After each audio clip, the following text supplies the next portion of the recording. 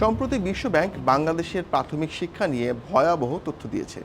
সংস্থাটি বলছে 10 বছরের একটি শিশু সাধারণ বাংলা বা ইংরেজি রিডিং পড়ে বুঝতে পারছে না, এমনকি সাধারণ যোগ বিয়োগও পারছে না। একদিকে 1,18,000-এর বেশি স্কুল আর 2 কোটি শিশুর বিশাল শিক্ষা ব্যবস্থা, অন্যদিকে হাজার হাজার কোটি টাকা খরচের পর তীব্র শিখন ঘাটতি। কেন ভেঙে পড়ছে আমাদের প্রাথমিক শিক্ষার বুনিয়াদ? আজকে আমরা বোঝার চেষ্টা করব আসল গল্পটা হচ্ছে কোথায়।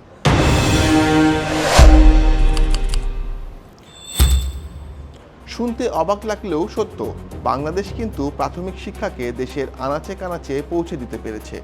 শহর থেকে শুরু করে চর, হাওর, পাহাড় কিংবা উপকূলীয় এলাকা সবখানেই প্রাথমিক স্কুল আছে। এটি নিঃসন্দেহে একটি বড় সাফল্য। পরিসংখ্যান অনুযায়ী দেশে মোট 1,18,607টি প্রাথমিক শিক্ষা প্রতিষ্ঠানে পড়ছে 2 কোটিরও বেশি শিশু।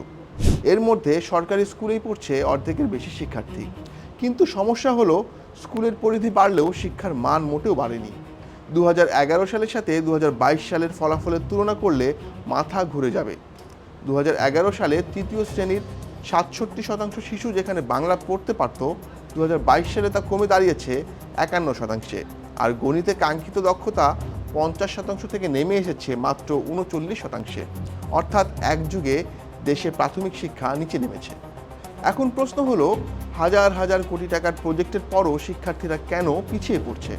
শিক্ষাবিদ ও পরিসংখ্যানের আলোকে উঠে এসেছে 5টি মূল কারণ। 1. করোনার দীর্ঘ ধাক্কা। করোনাকালে প্রায় 2 বছর স্কুল বন্ধ ছিল। এর ফলে শিক্ষার্থীদের মধ্যে বিরাট এক শিখন ঘাটতি ও পড়ালেখার প্রতি উদাসীনতা তৈরি হয়েছে, যা আজও কাটিয়ে ওঠা যায়নি। 2. শিক্ষক সংকট ও কম বেতন।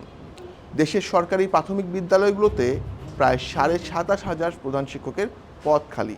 ভারপ্রাপ্তদের দিয়ে চলছে খুঁড়িয়ে খুঁড়িয়ে। তাছাড়া বেতন ভাতা কম হওয়ায় নতুন মেধাবীরা শিক্ষকতায় আসার আগ্রহ পাচ্ছেন না। 3. দক্ষতার ঘাটতি। গবেষণায় দেখা গেছে 60% শিক্ষক নিজেদের ডিজিটাল প্রযুক্তিতে দক্ষ দাবি করলেও শ্রেণীকক্ষে বাস্তবে তা প্রয়োগ করতে পারেন মাত্র 25%। 4. বারবার কারিকুলাম পরিবর্তন। বারবার কারিকুলাম বদলে ফেলায় পাঠদান ব্যাহত হচ্ছে। 5. দরিদ্র শিশুদের শিক্ষা উপকরণের অভাব। শিক্ষকরা জানাচ্ছেন এখনও অনেক শিক্ষার্থী অর্থের অভাবে খাতা, কলম বা শিক্ষা উপকরণ কিনতে পারছেন না। আপনার ট্যাক্সের টাকায় শিক্ষা খাতের উন্নয়নে হাজার হাজার কোটি টাকার বাজেট রাখা হয়। পরিসংখ্যান বলছে 2011 থেকে 2022 সাল পর্যন্ত 2টি বড় প্রকল্পে প্রাথমিক শিক্ষায় ব্যয় করা হয়েছে 33,473 কোটি টাকারও বেশি। কিন্তু ফলাফল কি? রেজাল্ট তো উন্নত হওয়ার বদলে আরও খারাপ হলো। শিক্ষাবিদরা বলছেন, সরকার ভবন নির্মাণ ও অবকাঠামো তৈরিতে বড় অঙ্কের টাকা খরচ করে ঠিকই, কিন্তু মূল জায়গায় হাত দেয় না। আসল জায়গাটি হলো মেধাবী শিক্ষক তৈরি করা, শ্রেণীকক্ষে মানসম্মত শিক্ষা নিশ্চিত করা এবং শিক্ষকদের সম্মানজনক সুযোগ সুবিধা দেওয়া। দক্ষ শিক্ষক না থাকলে হাজার কোটি টাকার ভবন তুলে কোনো লাভ নেই। তাহলে এই সংকট কাটাতে সরকার কি করছে? বিশ্বব্যাংকের অর্থায়নে সামনে আসছে 41,761 কোটি টাকার নতুন প্রকল্প।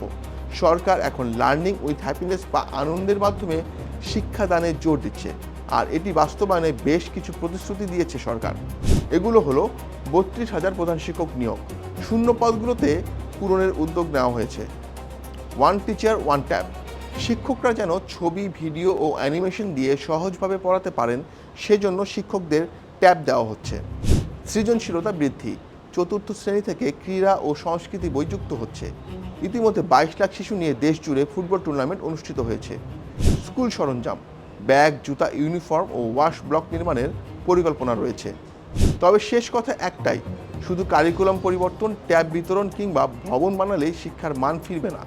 স্থায়ী শিক্ষা কমিশন গঠন করে শিক্ষকতা পেশাকে আকর্ষণীয় ও সম্মানিত করতে হবে, যাতে দেশের সেরা মেধাবীরা প্রাথমিকের শিক্ষক হিসেবে আসেন। কারণ শিক্ষকের হাতেই তৈরি হয় দেশের ভবিষ্যৎ।